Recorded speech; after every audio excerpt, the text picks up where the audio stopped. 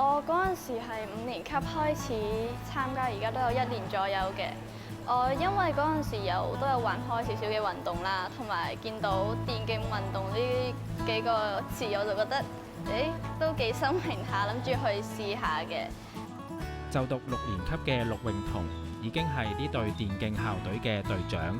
佢話初時以為呢項運動好簡單，同打遊戲機冇太大分別，但投入訓練先發現對體能嘅要求比想像中高。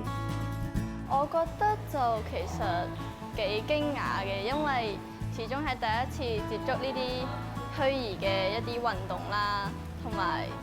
我以為剛出嚟好容易咁玩，但其實我發現到玩嘅時候，你係要好強嘅體能啦，同埋屈膝啊嗰啲都要比較訓練多少少咯。呢項運動除咗考驗個人體能之外，仲好重視隊員之間嘅默契同配合。每一次成功嘅進攻同防守，都係培養學生解決問題同團隊合作嘅能力。佢呢個因為唔會係淨係打單人嘅，佢係會團體咁一齊玩嘅。即係玩嘅時候，可能要注重返個團體合作啦、體能上面嘅訓練啦，即係大家點樣打配合、點樣默契啊嗰啲，都係要去訓練多啲咯。